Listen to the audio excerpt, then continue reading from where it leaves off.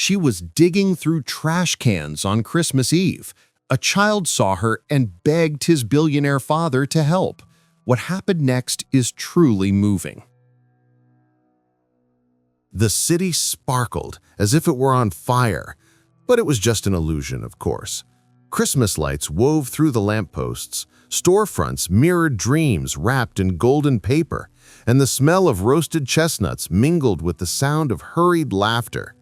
New York wore its best costume that Christmas Eve, but Holly Beckett wasn't part of the show. She was backstage, literally, crouched behind a restaurant where the trash still reeked of meals that had never made it to her. Her hands trembled, not just from the biting cold rising from the wet asphalt, but from the shame that burned hotter than any icy wind. It wasn't always like this. There was a time when her hands held a spatula with pride, flipping golden pancakes at a modest diner where customers knew her name. She had a small apartment, nothing fancy, but it was hers. She had a routine. She had dignity. Now she rummaged through torn plastic bags looking for something that wasn't completely spoiled, something that could fool her stomach for a few hours. The fall had been so fast, it still hurt like a tumble her body hadn't recovered from. One day, you're someone. The next, you're invisible. Holly pulled a half-crushed piece of French bread from inside a soaked cardboard box. It wasn't much, but it would do. At least this time it wasn't moldy. She wiped the edge with her coat sleeve, the same coat she'd been wearing for 3 months, which barely kept her warm anymore, but still carried a distant memory of when life made sense. The bread was hard. She bit into it slowly, closing her eyes for a moment, savoring each crumb as if it were a feast. It was a silent ritual, almost sacred, because if she ate too fast, the hunger would come back soon, and hunger always came back. People rushed past on the sidewalk just a few yards away. No one looked back. No one saw. Holly had grown used to it. Invisibility was a heavy armor, but effective. It protected you from pitying looks, from judgment, from questions you didn't want to answer. But it also stole something essential, the feeling that you still mattered. She hunched her shoulders against the wind and pulled the hood over her head, trying to disappear even more. She didn't want to be seen. Not like this. Not when every glance seemed to carry a silent sentence. What did you do to end up like this? The answer was simple and brutal. Nothing. Holly hadn't done anything. But trying to explain that was useless. When her boss, Weston Tucker, accused her of stealing money from the diner's register, her word against his meant nothing. He had lawyers, forged documents, a reputation built on decades of well-told lies. She only had the truth. And truth, she learned the hard way, isn't always enough. She lost her job, lost her apartment, lost her family, who chose to believe the local newspaper headlines over the daughter they raised. Shame was the last thread that snapped, and she fell without a safety net. Now, kneeling there on the cold ground, Holly was finishing the last piece of bread when she heard a voice. Small, high-pitched, full of the curiosity only children have. "Daddy, look! That lady is hungry!" Holly's heart raced. She turned slowly, meeting the wide eyes of a little girl about 5 years old, dressed in an impeccable red coat and holding the hand of a tall man in a dark suit, who watched her with an expression she couldn't quite read. Embarrassment? Pity? Something worse? Holly stood up too quickly, stumbling over her own feet, ready to run, but the little girl took a step forward, letting go of her father's hand. "Do you want to come have dinner with us?" The question hung in the frozen air like an impossible invitation, and Holly stood paralyzed, not knowing whether to laugh or cry. Because sometimes, when you've given up on waiting, hope knocks on the door disguised as a 5-year-old who still believes the world can be kind. Holly wanted to refuse. Every fiber of her being screamed to say no, to politely thank them and disappear into the darkness before the humiliation grew even worse. But the little girl stayed there, with those bright eyes full of expectation, and the man, Paul, she would learn later, seemed equally caught between the impulse to protect his daughter and the inability to deny that request. He sighed, ran a hand through his hair in a tired gesture, and finally nodded. The car's right up front. It wasn't exactly a warm invitation, but it wasn't cruelty either. It was compassionate reluctance, and Holly, too exhausted to fight against her own hunger and loneliness, ended up following. The mansion was in a neighborhood Holly only knew from a distance, one of those places where the lights stay on all night because no one needs to save energy. The gate opened automatically, and the car glided smoothly up the driveway until it stopped in front of a house that looked like something out of a movie. Holly clutched her hands in her lap, feeling the brutal contrast between the dirt under her nails and the immaculate interior of that car. Tessa, the little girl had introduced herself on the way, chattering nonstop, jumped from the back seat as soon as they arrived and ran inside. Paul got out more slowly, looked at Holly for a moment, and made a brief gesture toward the door. "Let's go." The kitchen was enormous, but strangely empty of life. Marble countertops gleamed under white light, stainless steel pots hung too organized, and everything looked more like a showroom than a place where people actually cooked. Paul pointed to a chair at the small table in the corner, the only one that seemed to be truly used, and began opening cabinets with mechanical movements. "I'm not much of a cook," he admitted, his voice neutral, almost distant, "but there are leftovers from last night's dinner. Tessa likes pasta." Holly only nodded, unable to form words. She couldn't stop staring at her own dirty hands on the clean table, feeling like she was staining something she shouldn't touch. Tessa came running back, now without her coat, carrying a stuffed animal that she placed beside Holly. "This is Mr. Hoppy. He likes pasta too." The little girl smiled, and something inside Holly broke. It had been so long since anyone had looked at her that way, without fear, without judgment, just with that unsettling purity only children possess.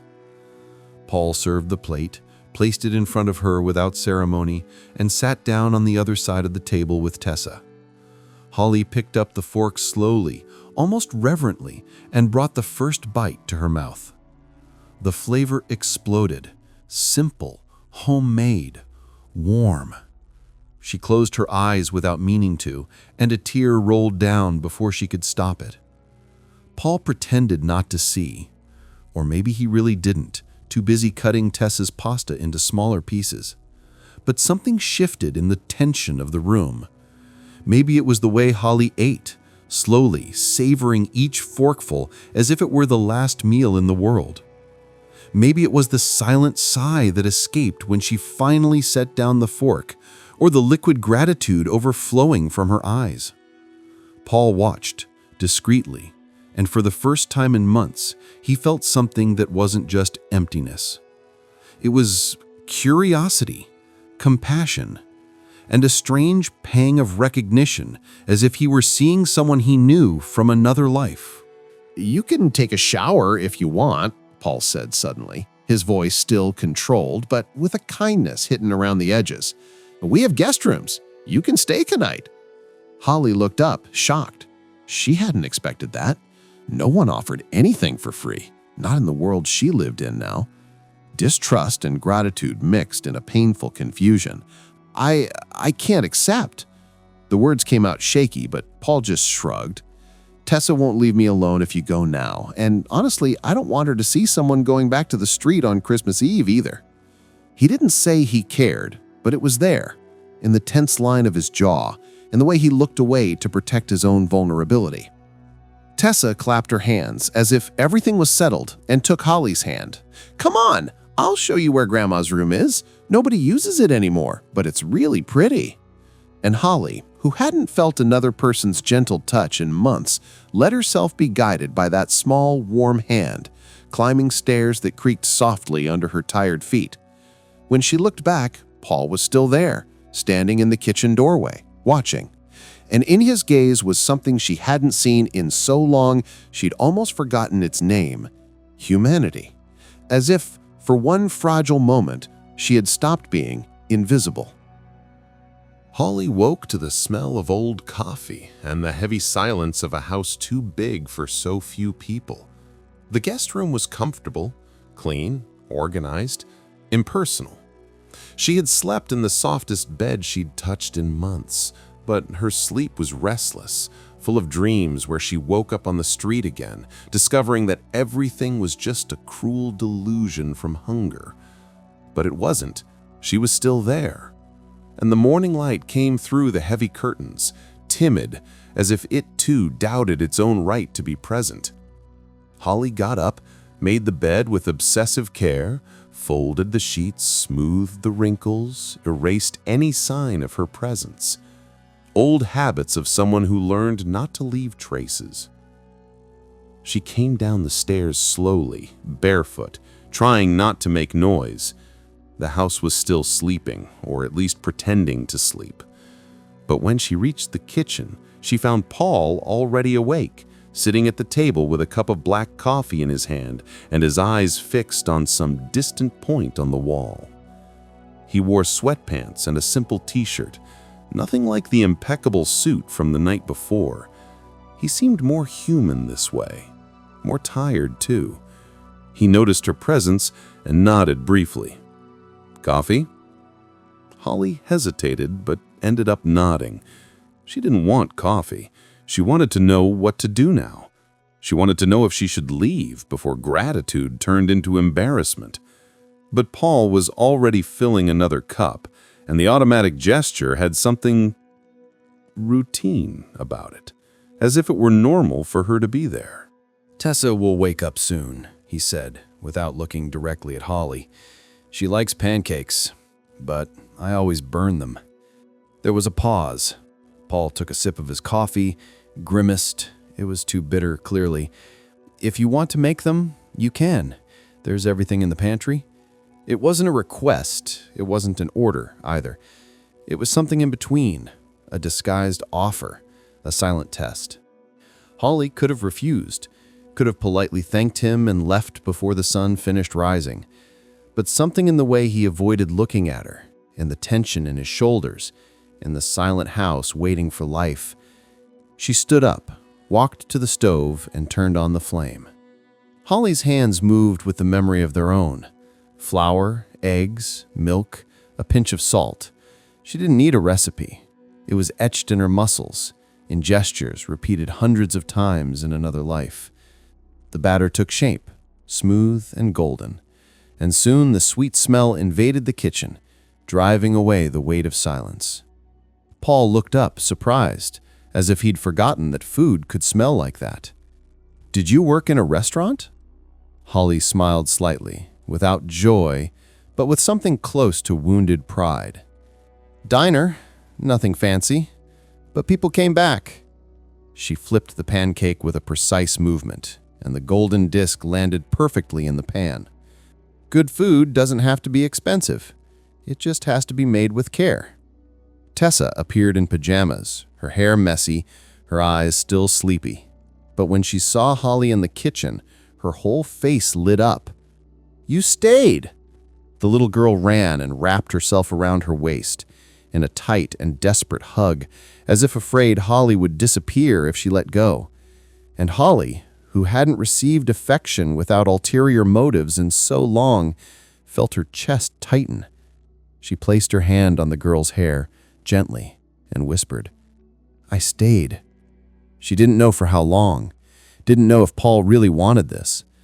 But in that moment, with the smell of pancakes in the air and a child clinging to her as if she were the most important thing in the world, Holly decided she could stay just a little longer. The following days repeated with an unexpected routine. Paul offered work, temporary, he made clear, just until he could find a permanent replacement for the former cook who had resigned. Holly accepted without questioning much. She needed the money, of course. But more than that, she needed to feel useful again. She needed a reason to wake up that wasn't just surviving. She woke before sunrise, prepared breakfast, took Tessa to the private school where all the other children had drivers and nannies. In the afternoon, she prepared snacks that the girl devoured between laughter and invented stories. At night, simple but hearty dinners. And Paul watched it all from a distance, always controlled, always polite, but with a gaze that began to linger a little longer. The household staff, a stern housekeeper and a driver of few words, watched Holly with poorly disguised distrust. They whispered when they thought she couldn't hear. Who is this woman? Where did she come from? Why did he let a stranger in like this? Holly pretended not to notice. She'd been through worse.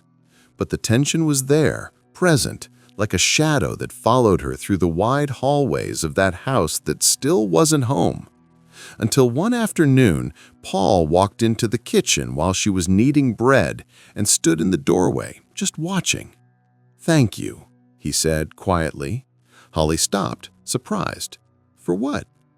Paul hesitated, searching for words. For making this house feel alive again.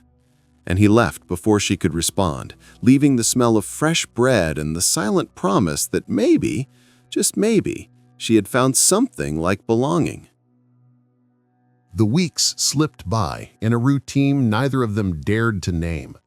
Holly was no longer just the temporary cook.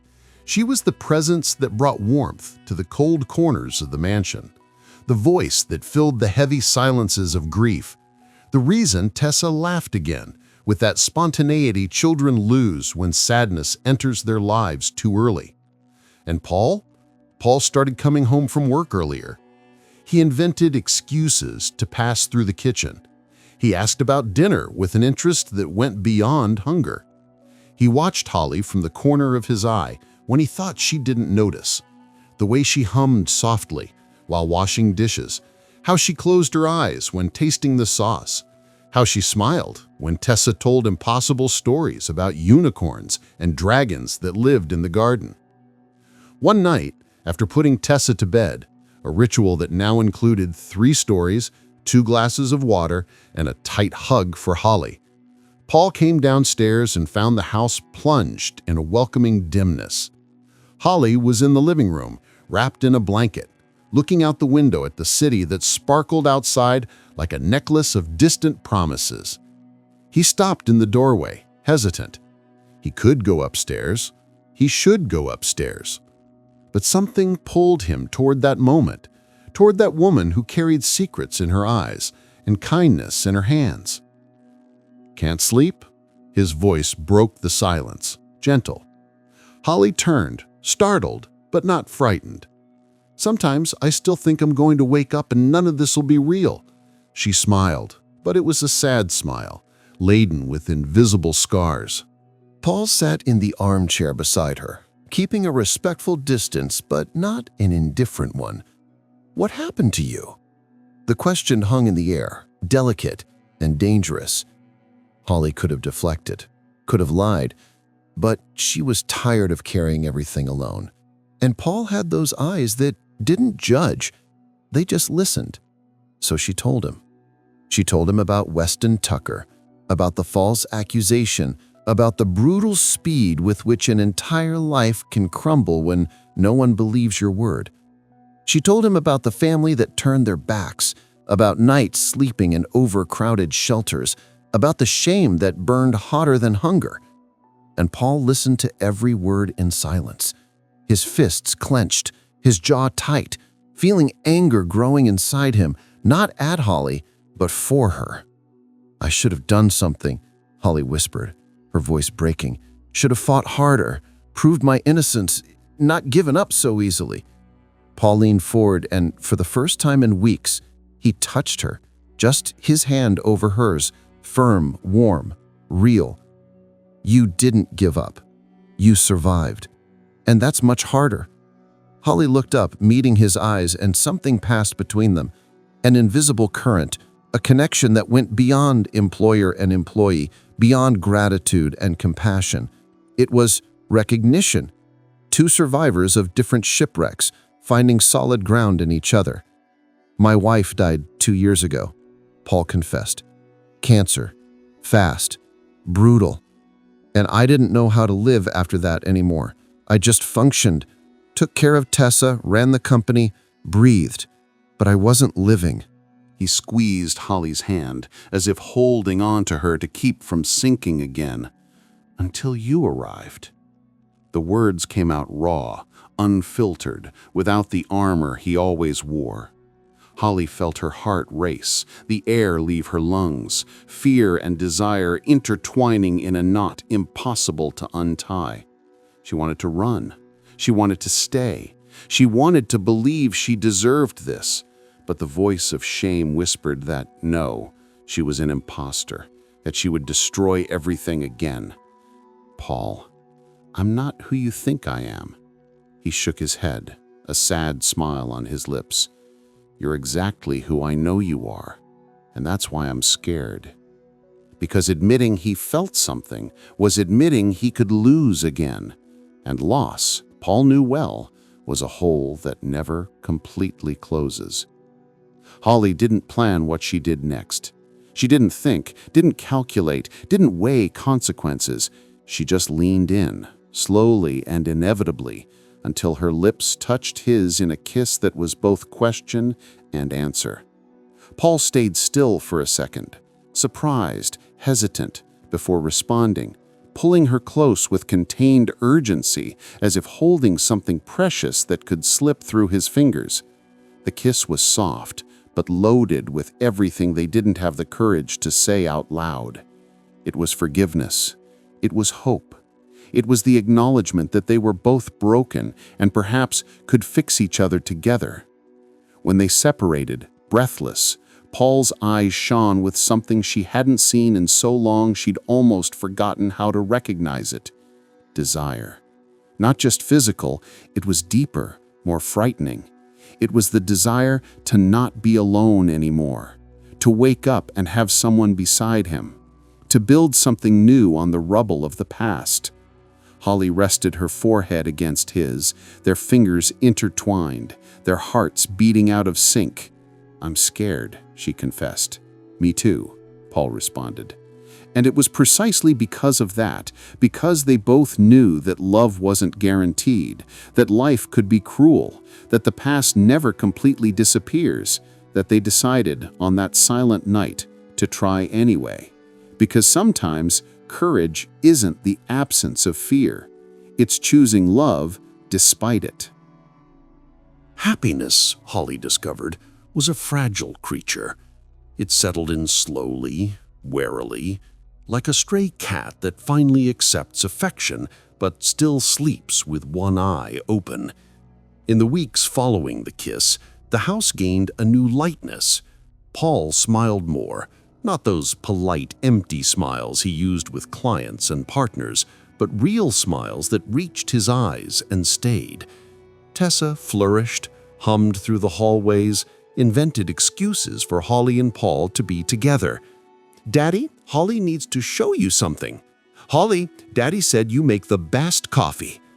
The little girl was an adorable accomplice, and they allowed, amused and in love, for her to orchestrate small, stolen moments between responsibilities and routines. But the peace was illusory.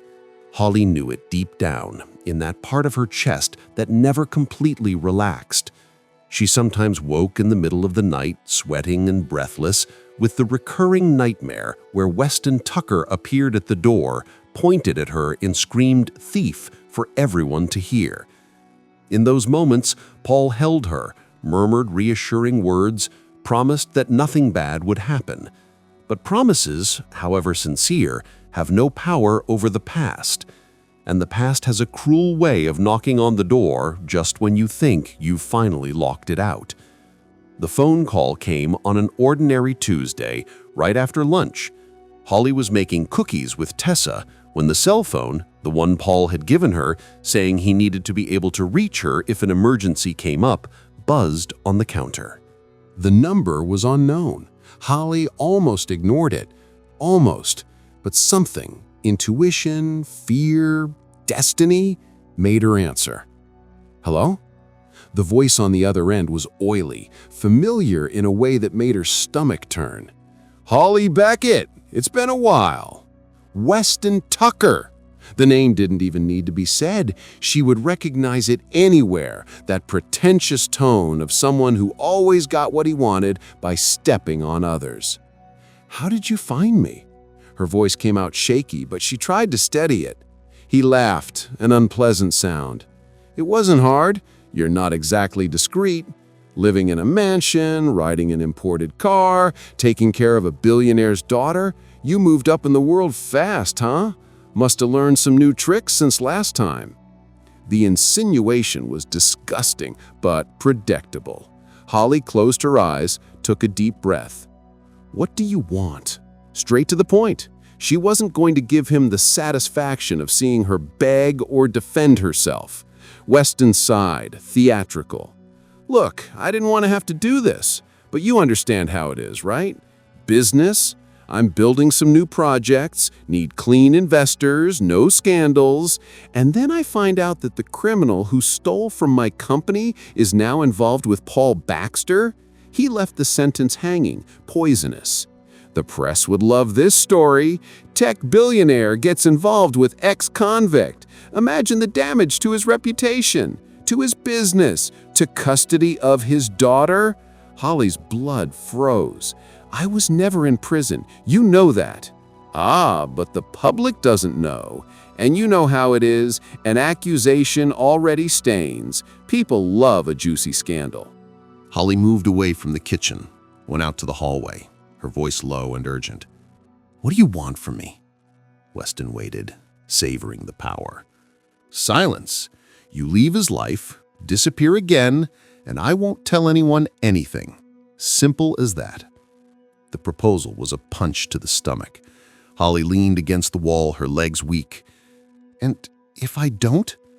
Then I destroy him, and you'll have to live knowing it was your fault. Again. The call ended, and Holly stood there, the phone slipping from her hand, the world crumbling for the second time. Except this time it wasn't just her life at stake. It was Paul's. It was Tessa's. It was everything she had learned to love, everything that finally made her feel human again. Paul found Holly sitting on the hallway floor hours later, hugging her knees, her eyes dry but red. He crouched beside her, touched her face gently. What happened?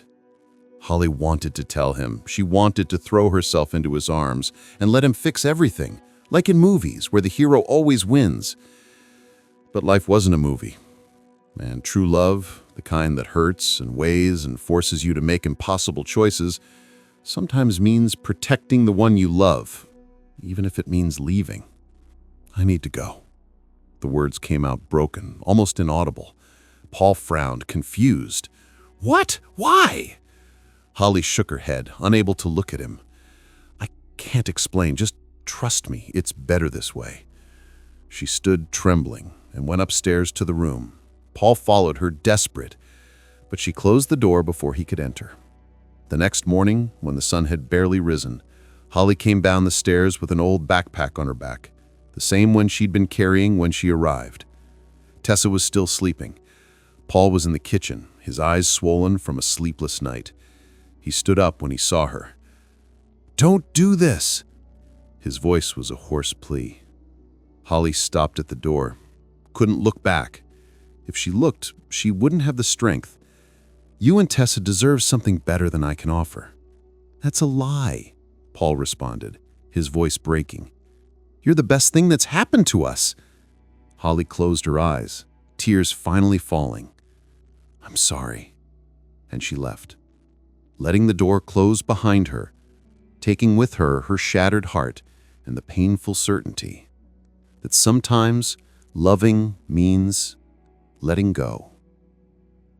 The months that followed were the darkest Holly had ever faced. And that said a lot, considering everything she'd already been through. Because this time, the pain wasn't just hunger or cold or loneliness. It was the voluntary absence of everything she had learned to love. She went back to the streets, to the overcrowded shelters, to the endless lines for donated food. But now she carried something worse than misery. She carried the vivid memory of what she had lost. The smell of fresh bread, Tessa's laughter, Paul's touch. And every night, lying on thin, worn mattresses, Holly wondered if she had made the right choice. If protecting the ones you love was really worth it when the price was living without them. The answer varied depending on the day. Sometimes yes, sometimes no. Sometimes she simply didn't know anymore. Paul, on the other hand, didn't accept her departure as an inevitable ending. In the first days, he searched. He called the cell phone he'd given her, turned off.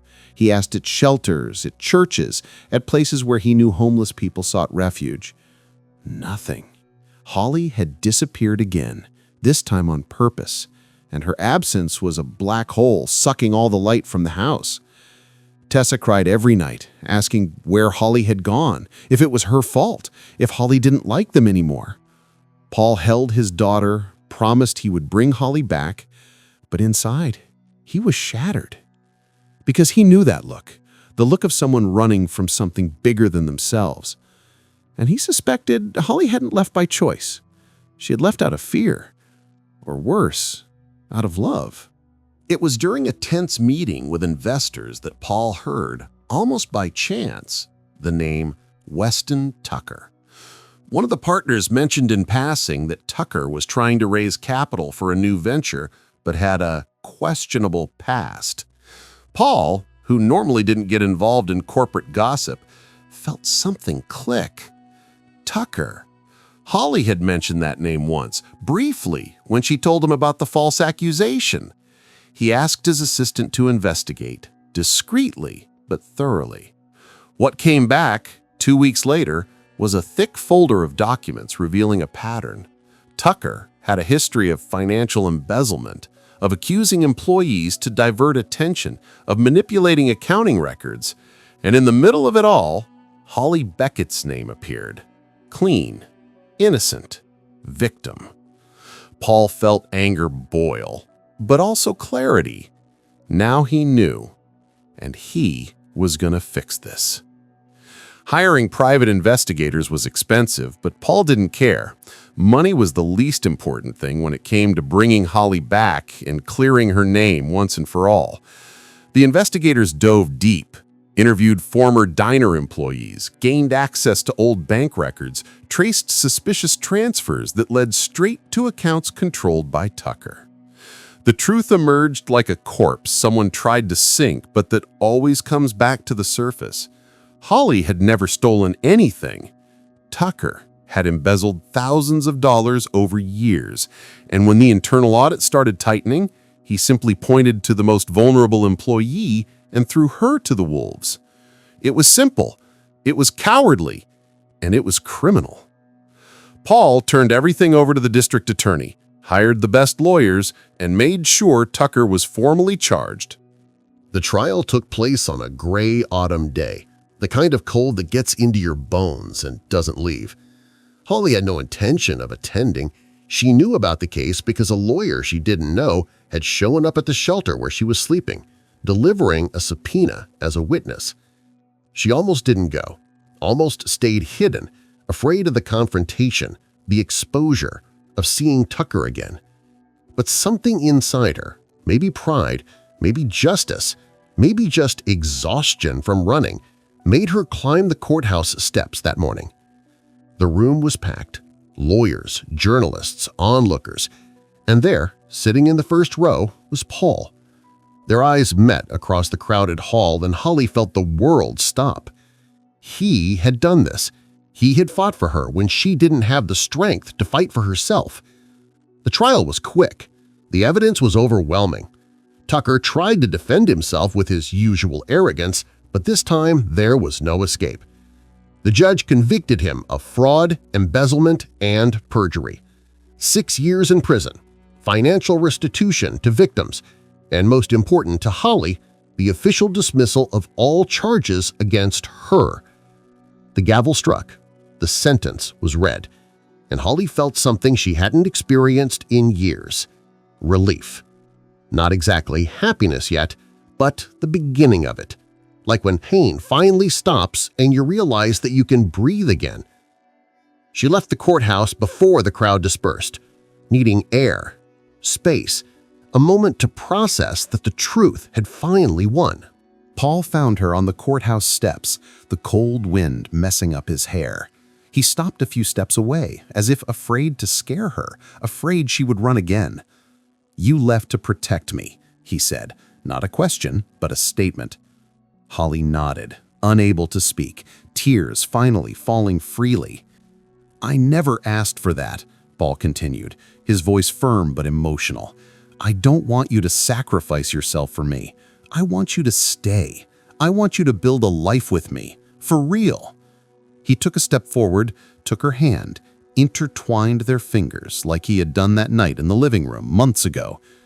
"Come home, Holly." And then, from behind him, a high-pitched, desperate little voice, "Holly!" Tessa ran up the stairs, threw herself into her arms with such force she almost knocked them both down. The little girl cried, laughed, held onto Holly as if she would never let go. And Holly, finally, allowed herself to believe. In love, in justice, in second chances, and in the fact that sometimes the sweetest taste of hope is the one you thought you'd lost forever, but that comes back, inevitable, like the sun after the storm. A year later, the small diner that Holly now managed, renovated, modernized, but keeping that welcoming warmth of places where food is made with soul, was decorated with white flowers and soft lights. It wasn't a grand celebration. There weren't hundreds of guests, professional photographers, or designer dresses. It was simple, intimate, true. Just the people who really mattered. Some close friends, the small diner staff, and of course, Tessa, who insisted on being the flower princess and took the job so seriously she scattered petals even on the kitchen plates. Paul laughed, relaxed in a way Holly had never seen before, as if he had finally allowed happiness to enter again without fear. Just as Holly discovered that love can rebuild even the most destroyed foundations, each of us also carries that power of rebirth within ourselves. The ceremony was held in the kitchen itself, the place where everything truly began, where pancakes became promises and the smell of fresh bread transformed into home. Tessa, with the adorable seriousness of 6 years old, delivered the rings she carried on a handmade little pillow embroidered with the phrase, "Family Forever." Holly and Paul exchanged simple vows, words that didn't need to be elaborate because they had already been lived, tested, proven true in difficult nights and days, rebuilt together. When they kissed, sealing not just the marriage but the entire journey that brought them there, Tessa clapped so loud that everyone laughed, and the sound of joy echoed off the walls like a blessing. Stories like this remind us that new beginnings aren't the privilege of a few. They're the right of anyone who has the courage to believe, even when everything seems lost. Holly and Paul didn't erase the scars of the past, but they learned to transform them into wisdom, into compassion, into strength to help others who are still fighting. The diner became more than a business. It became a refuge for those who need a warm meal, a kind word, a second chance. Because they both know, better than anyone, what it means to be seen when the whole world turns its back. And that's the true essence of love. Not just feeling, but acting. Not just receiving, but multiplying. If this story touched you in some way, if it awakened something in your chest that feels like hope, write in the comments, "Love transforms lives." Because recognizing the power of that transformation is the first step to attracting it into your own story. And all of us, without exception, deserve to live a love that doesn't diminish us, but makes us flourish, even if it first requires going through the harshest winter. Spring always comes for those who don't give up planting. Subscribe to Eternal Romance Stories and experience with each episode emotions that warm the soul and reflections that transform the heart. Here, each story is an invitation to believe that love, true, deep, transformative, still exists and is closer than you think. And this was just one of the many stories that will still move you here, because the human heart is inexhaustible in its capacity to love, to suffer, to be reborn. And we'll be here, narrating each heartbeat, each sigh, each new beginning. Until the next journey.